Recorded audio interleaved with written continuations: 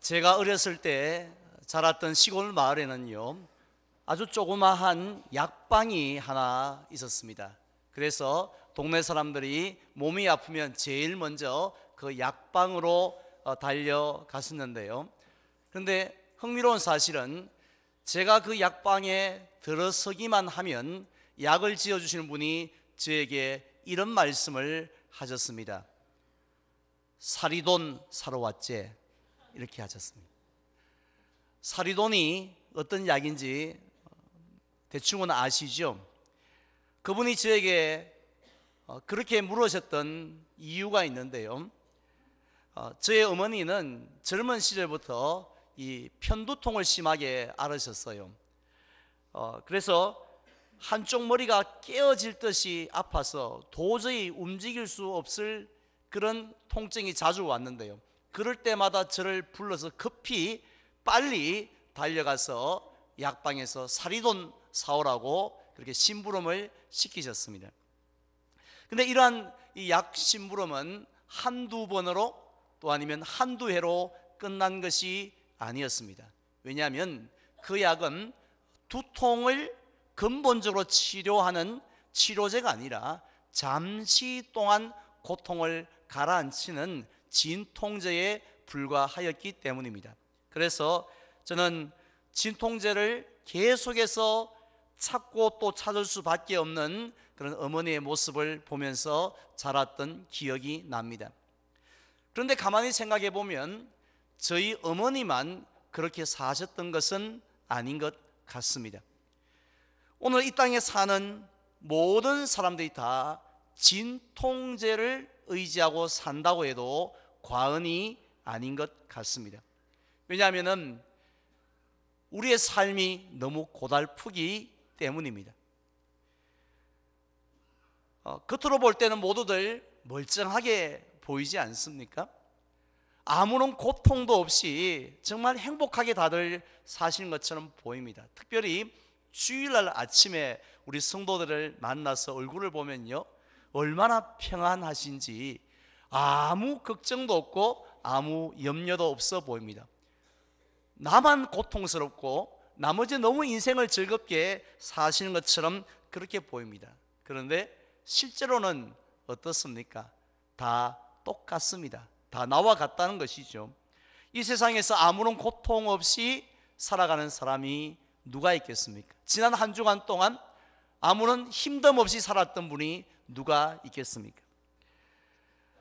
여러 가지 고통들이 있었는데요, 가장 대표적인 것이 육체적인 고통 아닙니까? 수많은 질병들 때문에 우리가 여기도 아프고 저기도 아픕니다. 그런데 이 육체적인 고통보다 더 심한 것은 정신적인 고통이라 그래요. 육체적인 고통은 약 몇 알 먹으면 어느 정도 견뎌낼 수 있지만 정신적인 고통은 그 상처가 잘 치료되어지지 않습니다. 얼마나 우리를 집요하게 힘들게 하는지 모른다는 것이죠. 그런데 정말 우리를 힘들게 하는 고통이 있습니다. 그것은 바로 영적인 고통 아니겠습니까? 모든 사람이 죄를 범하였기 때문에 찾아오는 그런 영적인 고통에 수많은 사람들이 시달리고 있습니다. 그래서 어떻게 합니까? 그 고통을 처음에는 이를 깨물고 참고 견디다가 참을 수가 있나요? 편두통도 참을 수 없는 우리의 연약함인데 도저히 참을 수 없으니 결국에는 진통제를 찾습니다. 주로 어떤 진통제를 많이들 찾으십니까? 가장 많이 찾는 진통제는 부와 명예라는 진통제입니다.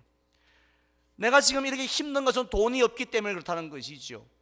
내가 지위가 낮기 때문에, 명예가 없기 때문에 그렇다라는 것입니다. 하지만 내가 돈이 많아지면, 또 내가 지위가 높아지면 내게 있는 이 모든 고통들은 한 방에 다 해결할 수 있을 것이라는 기대를 가지고 진통제를 찾습니다. 또 어떤 분들은요, 술이나 담배, 약물이나 마약과 같은 진통제에 손을 대기도 합니다. 주로 남자들은요, 일이나 성공, 또 스포츠를 통해서 진통 효과를 보려고 합니다. 여자분들 중에는요, 또 어떤 분들 중에는 쇼핑이나 성령으로 위로를 받고 현실의 고통을 잊으려 하는 분도 있지요. 그렇다면 우리의 자녀들은 평안할까요? 자녀도 너무 힘듭니다. 너무 고달프니까 무엇으로 그 고통을 순간적으로 잊으려 하는지 아십니까? 게임이죠. 요즘은 게임에 얼마나 많은 자녀들이 빠져 있는지 그것으로 현실의 고통을 잊으려 하고 있습니다. 이처럼 진통제 없이 살아갈 수 없는 그런 힘든 인생을 저와 여러분들이 살고 있는데, 우리 성도님들은 어떤 진통제 주로 사용하십니까? 오늘 본문에도 보면 우리와 같이 도저히 진통제가 없이는 살아갈 수 없는 한 여인을 만날 수가 있습니다. 1절 이하에 보면요, 어느 날 예수님께서 제자들과 함께 남쪽에 있는 유다 지역에서 저 북쪽에 있는 갈릴리 지역으로 올라가시게 되었습니다. 그런데 그 중간에 어떤 지역이 있느냐 하면 사마리아라는 지역이 끼어 있었습니다. 그래서 예수님은 그 사마리아 지역 안에 있는 수가라는 성에 이제 도착을 하셨는데요, 그때 시간이 언제쯤 되었느냐 하면 6절 말씀에 보니까요, 하반절에 우물 곁에 그대로 앉으시니 때가 6시쯤 되었더라고 하셨습니다. 이스라엘 사람들은 우리와 시간 개념이 조금 다릅니다. 그래서 아침에 해가 뜨는 6시를 0시로 보았기 때문에 오늘 본문에서 말씀하고 있는 6시는 낮 12시가 되는 것이지요. 따라서 그때는 팔레스틴 지방이 얼마나 더울 때입니까? 태양이 가장 뜨거울 때니까 정말 사람 한 명 찾아보기 힘든 시간입니다. 그렇기 때문에 특별한 일이 아니고서는 여인들이 그 시간에 우물에 물을 기르러 올 일이 없지요. 시원한 저녁 때 나와야지 정상이 아니겠습니까? 그런데 놀랍게도 그 시간에 한 사마리아 여인이 물을 기르러 오고 있었습니다. 그래서 예수님이 그 여인과 대화를 하기 시작을 했는데요, 이 대화는 너무너무 중요하고 귀한 대화임에도 불구하고 사복음서 가운데 요한복음에만 기록되어져 있습니다. 그리고 예수님이 이 땅에서 베드로와 니고데모와 정말 수많은 사람들과 대화를 나누는데, 그 대화 분량으로 볼 때도 가장 긴 대화를 이 여인과, 이름도 기록되어지지 있지 않은 여인과 나누었다라는 것입니다. 우리는 오늘 그 대화 가운데서 예수님께서 여인에게 하셨던 짧은 이 세 마디의 말씀이 있는데, 우리 그 말씀을 통해서 우리는 다시 한 번 더 성탄절의 의미가 무엇인지를 발견하는 시간을 가지려고 합니다. 즉 오늘 주시는 예수님의 그 세 마디의 말씀을 통하여서 바로 예수님이 이 땅에 오셨다, 구주가 이 땅에 오셨다라는 그 소식이 저와 여러분들의 인생에 있어서 가장 복된 소식, 가장 기쁜 소식, 또 가장 또한 즐거운 소식, 그 복음이 되시기를 주님의 이름으로 축원을 드립니다. 먼저 첫 번째로 예수님이 여인에게 하셨던 말씀은 물을 좀 달라라는 말씀입니다. 우리가 볼 때 긴 여행 가운데, 그것도 낮 12시에 목이 마르신 예수님이 우물가에 앉아서 이제 물을 기르러 그 우물 깊은 곳으로 내려가려고 하는 여인에게 물을 좀 달라라고 하시는 모습이 전혀 이상하게 보이질 않습니다. 누구라도 그러했을 것 같습니다. 그런데 이 말씀을 들었던 그 사마리아 여인은요, 너무 놀라고 너무 충격을 받아서 이거 내가 지금 잘못 들은 게 아닌가 하는 그런 생각까지도 했을 것 같습니다. 왜냐하면 이 두 가지 이유 때문인데요, 첫 번째는 낯선 남자가 여자인 자기에게 말을 걸었다라는 것입니다. 요즘은 남자와 여자가 유별하지 않지 않습니까? 그래서 함께 밥도 먹고 이야기도 하고 이렇게 섞여 앉아서 예배도 드리기도 합니다만은 2000년 전인 예수님 시대는요, 자기 부인이라 할지라도 공적인 자리에서 여보 집에 불 끄고 왔나? 이렇게 말을 하는 자체가 아주 너무 이상할 정도로 그렇게 이 남자가, 낯선 남자가 여자에게 말을 건다는 것은 너무 생소한 일이었기 때문이었습니다. 그런데 그보다 더 충격적인 사실은 뭐냐면요, 자기에게 말을 걸고 있는 그 낯선 남자가 어느 민족 사람입니까? 자기와 같은 사마리아 남자도 아니고 유대인이었다라는 것입니다. 우리가 잘 알고 있는 것처럼 이 사마리아 이 사람들은요, 유대인과 이방 민족 사이에서 태어난 혼혈 민족이었습니다. 그렇기 때문에 이 유대인들이 또 자존심이 얼마나 셉니까? 프라이드가 대단하잖아요. 우리는 하나님의 선민이고 아브라함의 자손인데, 아니 어떻게 이방인과 혼혈된 민족과 같이 말을 섞는다는 것을 너무 부정스럽게 생각을 했습니다. 그렇기 때문에 사마리아 사람들을 보면 사실은 인간 이하의 대접을 한 것이죠. 그래서 사마리아, 딴 사람은 몰라도 사마리아 사람하고 이야기를 한다는 것은 있을 수도 없는 부정한 일이었다는 거죠. 그래서 유대인들은 여행을 할 때도요, 사마리아 사는 사람이 땅을 밟는 것, 그 땅에 먼지를 묻히는 것조차도 부정스럽다고 생각했기 때문에 그들은 멀리, 비록 비용이 더 들더라도, 시간이 더 들더라도 멀리 빙 돌아서 우회해서 갈 정도였다는 거죠. 따라서 이 여인이 자신에게 말을 거는 남자가 유대인이었다는 사실을 알았을 때 얼마나 놀랐겠습니까? 마치 지난 주일 말씀을 기억하십니까? 나인성 과부에게 예수님이 첫 번째로 하셨던 말씀이 있습니다. 뭐 하지 말라라고 하셨죠? 아직도 기억하고 계시는군요. 훌륭하십니다. 울지 말라라고 하셨는데, 그 울지 말라라는 말씀을 듣고 여인이 엄청나게 놀랐고 충격을 받았던 것 못지않게 오늘 본문에서 이 여인은 물 좀 달라라는 예수의 말씀 앞에 충격을 받을 수밖에 없었다는 것입니다. 그래서 오늘 9절에 보면 이 사마리아 여자가 예수님에게 뭐라고 말을 합니까? 제가 봉독합니다. 사마리아 여자가 이르되 당신은 유대인으로서 어찌하여 사마리아 여자인 나에게 물을 달라 하나이까 하니 이는 유대인이 사마리아인과 상종하지 아니함이라 라고 했습니다. 자, 그렇다면 왜 예수님께서는 모든 유대인들이 다 꺼리는 그 땅으로 들어가셨을까요? 그리고 들어가는 것까지는 이해가 되어지는데 왜 그 사마리아 여인, 그것도 그 여인이 어떤 품행을 가진 여인인 걸 뻔히 다 아시는 예수님께서 의도적으로 그 여인에게 물 좀 달라라고 그렇게 특별히 요청을 하셨을까요? 그 이유는요, 예수님에게는 담장이, 높고 견고한 담장이 없다라는 것을 그 여인에게 보여주시기 위함이었습니다. 어떤 담장이었을까요? 바로 편견의 담장이었습니다. 사실 이 땅에 사는 사람들은요, 본인이 인정하든 인정하지 않든 간에 자신만의 높고 견고한 편견의 담장이 있습니다. 그래서 그곳에 갇혀서 살아가요.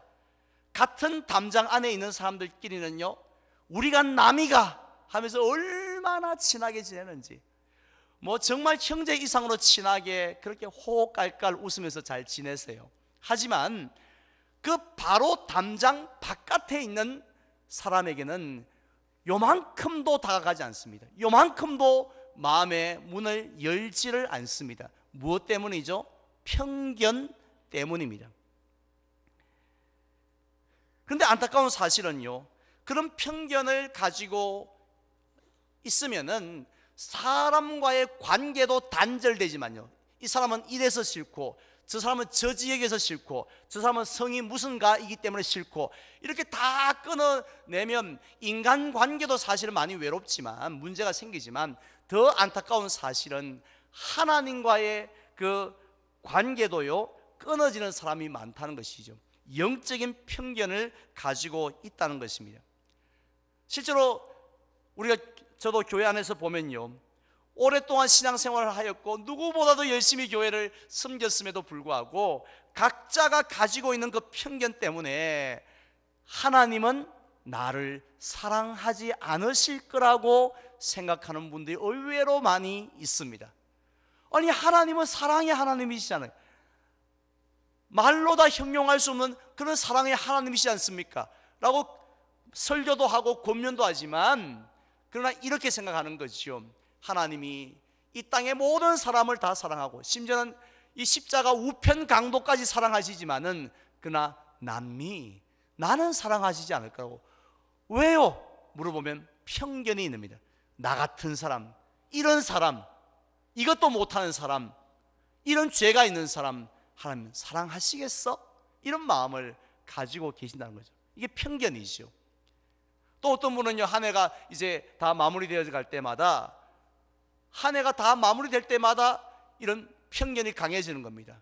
왜냐하면 가만히 생각해 보니 2018년 한 해 동안 아이고야 벌써 끝이네, 벌써 한 해가 다 갔는데 성경 일독 못했다, 연초에는 아주 시간 많이 남았다 하고 그렇게 연초를 보내고 봄을 보내고 여름까지 보냈는데 이제 갑자기 12월이 다가오니 큰일 난 거죠.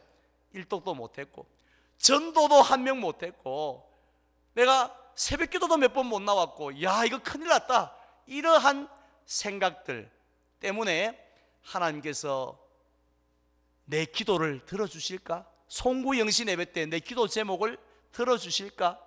안 들어주실 것 같은 거예요. 그런 생각을 가집니다. 그래서 어떻게 하는지 아십니까?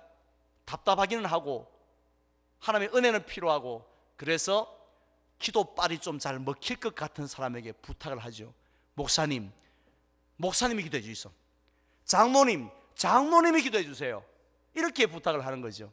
하나님은 자신의 기도를 안 들을 것 같으니까 그렇게 기도 부탁을 하는 분들이 많죠. 근데 오늘 본문에 보면 예수님은 어떤 분이십니까?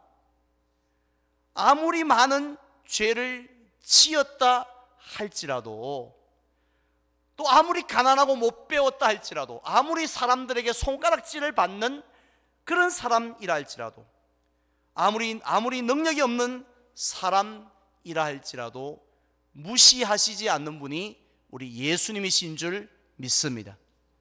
우리 예수님은 다른 사람은 몰라도 당신 같으면 하나님의 선물인 영원히 목마르지 않는 생수 받아 마실 자격 없다, 썩 물러가거라, 이렇게 말씀하시는 것이 아니라 그 성에서도 가장 자격 없는 사마리아의 부정한 여인을 향하여서 물을 좀 달라라고 하신 것은 무엇을 의미합니까? 내가 너에게 하나님의 선물을 주겠다. 어떤 선물입니까? 영원히 목마르지 않는 생수, 그 생수를 너에게 영생이라는 선물을 주겠다라는 그 마음을 여인에게 나타내셨죠.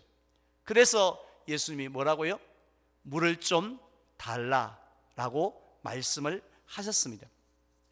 다음 두 번째로 여인에게 하셨던 말씀이 뭔가요? 내 남편을 불러오라 했습니다.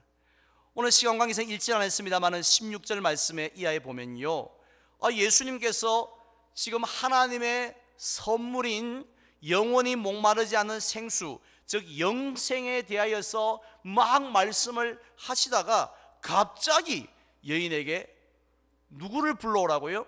가서 너의 남편을 불러오라 라고 하셨습니다. 갑자기 남편을 불러오라고 하신 이유가 있습니다. 그것은 이 여인이 무엇 때문에 인생이 고달픈지, 무엇 때문에 인생을 이렇게 힘들게 사는지, 구차하게 사는지 그 고통의 정체를 알고 계셨기 때문입니다. 그 고통은 무슨 고통입니까? 바로 목마름의 고통이었다는 거죠. 물론 그 목마름은 육신적인 우물의 물만 한 바가지 벌컥벌컥 마시면 해소되어지는 그런 육체적인 그런 목마름이 아니었습니다. 사랑의 목마름이었고요, 관심의 목마름이었고, 또 이 이 배려의 목마름이었다는 것입니다. 사실 사람에게는 그 여인뿐만 아니라 누구에게나 이런 목마름이 있지요. 하나님이 주신 욕구입니다. 그래서 누구에게나 좀 사랑받고 싶어 하는 그런 마음이 있어요. 아무리 돈이 많아도요, 아무리 외제차를 타고 다닌다 할지라도 사랑을 받지 못하면요, 본인은 행복하지 않습니다. 물어보세요. 또한 저와 여러분들이 한번 지난 날들을 되돌아볼 때, 내가 언제 제일 행복했나, 어느 시대로 돌아가고 싶나, 이렇게 한번 생각을 한번 해보세요. 그때가 언제였냐면은 우리 집에 돈이 제일 많을 때가 아니었어요. 내 몸이 제일 건강할 때가 아니었어요. 그때는 바로 내가 다른 사람에게 사랑을 받을 때였습니다. 내 곁에 사람들이 있어주고요, 나를 위로해주는 사람이 있었고, 나를 도와주는 사람이 있었고, 나와 함께하는 사람들이 있었고, 내 고민을 들어주면서 함께 막 울어주는 사람들, 그 사람들이 내 곁에 있었을 때가 사실은 제일 행복하지 않았습니까? 심지어는요, 사람이 아니라도 집에 있는 개가 내가 왔을 때 월월 하고 이렇게 짖고 꼬리만 흔들어줘도 그것 때문에 아이고 하루가 살맛이 난다, 이런 사람도 있다는 거죠. 하지만 가정에서 아무도 나에게 신경을 써주지 않습니다. 직장에서 다 나를 못 배웠다고 무시를 합니다. 또 교회까지 왔는데 심지어 교회에서도 내가 없다고 그렇게 우습게 여겨보십시오. 내가 넘부럽지 않게 산다 할지라도 살맛 나지 않습니다. 우리가 자살하는 연예인들을 통해서 알 수 있는 거 아닙니까? 그 사람들이 뭐가 부족합니까? 최진실이 뭐가 부족했어요? 하지만은 그들이 그런 극단적인 선택을 하는 수밖에 없었던 것은 바로 내가 사랑받고 있지 않다는 것, 사랑의 목마름이 해결되어지지 않기 때문에 그렇다는 거예요. 사마리아 여인도 그랬습니다. 그런데 이 여인은 그런 고통이 찾아올 때마다, 그때마다 어떤 진통제를 찾기 시작했습니까? 바로 남편이라는 진통제를 찾았다는 거죠. 돈 잘 버는 남편, 삭삭한 남편, 설거지 잘해주는 남편, 이런 남편 저런 남편이 있으면 내 인생은 아주 행복할 거라고. 지금 이 남편은 아무것도 안 해주지만, 그러나 이런 남편들 그런 걸 갖추면 나는 아주 진짜 행복할 거라고 생각했다는 겁니다. 그런데 그런 남편들 데리고 살아보니 어땠다는 겁니까? 17절 말씀에 잘 나와 있지 않습니까? 여자가 이렇게 대답합니다. 나는 남편이 없나이다 라고 하니까 예수님께서 이르시되 네가 남편이 없다는 말이 옳도다라고 했습니다. 무슨 말씀이냐면요, 이 여인은 벌써 지금까지 무려 5명의 남편이 있었습니다. 그런데 어느 남편도 자기의 목마름을 해결해 주지 못한 거예요. 분명히 처음 시작은 어떻겠습니까? 처음 시작은 심히 창대했지만 나중은 미약한 거죠. 처음에는 이 남편이 있으면 내 인생은 고생 끝 행복 시작이라고 생각했는데, 근데 막상 살아보니 우리 그런 말 많이 하지 않습니까? 니 함 살아봐라. 정말 같이 한번 살아보니까 아이고 그댁 남편은 아이고 그댁, 하지만 니 한번 살아봐라 하지만 정말 살아보니 만족이 없었다는 거죠. 그래서 다 헤어졌는데 지금 새로운 남자와 또 함께 살아요. 새로운 희망을 갖고. 하지만 정식 남편이 아니었기 때문에 남편이 없다라고 대답을 한 거죠.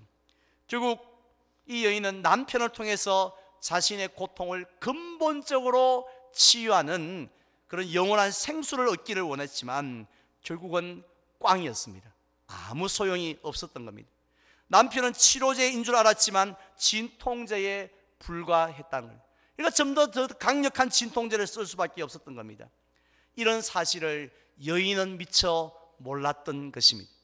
그래서 예수님은 이것을 네가 지금 갖고 있는 그 진통제, 그렇게 소중하게 요 약 없으면 안 된다고 생각하는 그 진통제가 얼마나 약발이 안 받는 것인지, 얼마나 약효가 없는 것인지 깨닫게 해주시기 위해서 어떻게 말씀하셨다고요?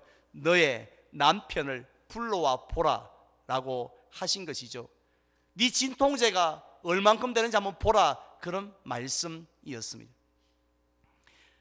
그 다음에 마지막 세 번째로 예수님이 여인에게 하신 말씀이 뭡니까?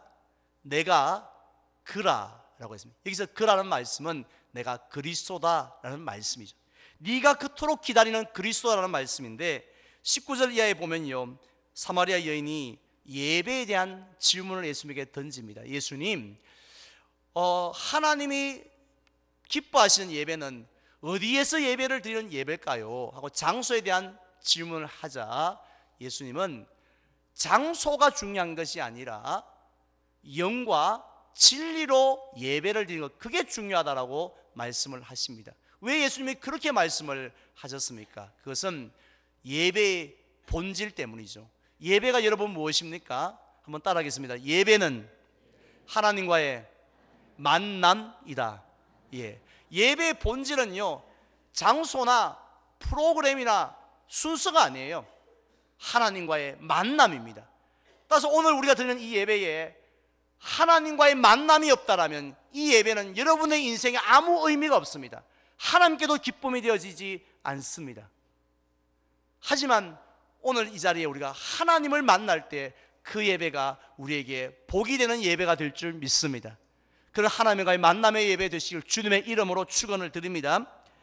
자, 그런데 그런 이런 참된 예배는요, 하나님을 만나는 그 참된 예배는 바로 이 예배를 드리면 첫 번째로 나타나는 것은 죽었던 우리의 영혼이 살아납니다.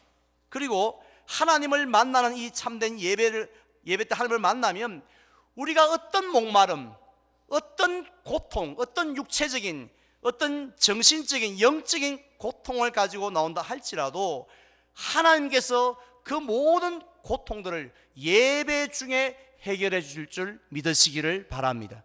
그것이 바로 영원히 목마르지 않는 생수의 기쁨입니다. 예배가 일찍 끝나서 기쁩니까? 왜 여러분 예배 때문에 왜 기뻐하십니까?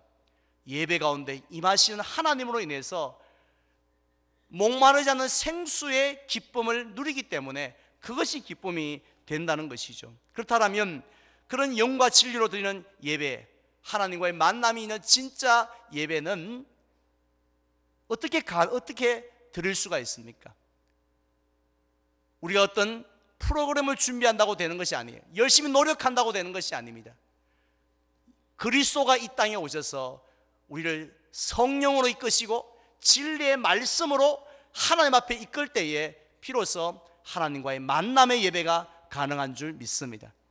그래서 그리스도가 즉 십자가의 보혈이 있어야만이 비로소 참된 예배가 이루어진다는 거예요. 그런데 이 여인은 어떻게 생각하냐면 그 그리스도가 언제 올까 생각하고 있었는데 예수님이 그 여인에게 하신 말씀이 뭡니까? 내가 바로 네가 기다리던 그 사람이라고, 그 그리스도라고, 네가 그토록 원하는 참된 예배를 가능케 하는 사람, 하나님께 이끌 중보자가 바로 내가 그니라 라고 말씀을 하셨다는 것이죠. 그러자 이 여인의 반응이 어떻습니까? 얼마나 기뻤는지요. 그냥 처음에는 뭐 이런 남자가 있어 하고 처음에는 시큰둥하게 맞이했던 그 남자가 바로 자신에게 그 예배, 그 생수를 주는 바로 메시아라는 사실을 깨닫고는 그 소식 전하기 위해서 성 안으로 물동이를 집어던지고 뛰어 들어간 것 아니겠습니까? 바로 그 여인을 우리 한번 생각해 보십시오. 그 여인에게 찾아왔던 예수님이 그 여인에게만 2000년 전에 간 것이 아니라 오늘 지금 이 자리에도 저와 여러분들에게 찾아오셨는 줄 믿으시기를 바랍니다. 2000년 전에만 그렇게 역사하셨던 분이 아니라 지금도 동일하게 우리를 찾아오시는 분이세요. 그래서 찾아와서 우리에게 여인에게 하셨던 그 세 마디의 말씀을 지금도 우리에게 말씀하고 계십니다. 첫 번째는 저와 여러분들에게 뭘 달라고요? 물을 달라고 하십니다. 그 말씀은 네가 어떤 모습으로 내 앞에 있다 할지라도 나는 너를 사랑한다고, 나는 편견이 없다고, 나는 너를 세상 사람 다 너를 우습게 보고 무시해도 나는 너를 무시하지 않는다고, 나는 너를 기뻐한다라고 그렇게 우리에게 지금도 말씀하고 계시다는 거예요. 그리고 또 누구를 데려오라고요? 남편을 데려오라고 우리에게 말씀하십니다. 그 말씀은 뭘 집어 던지라는 것입니까?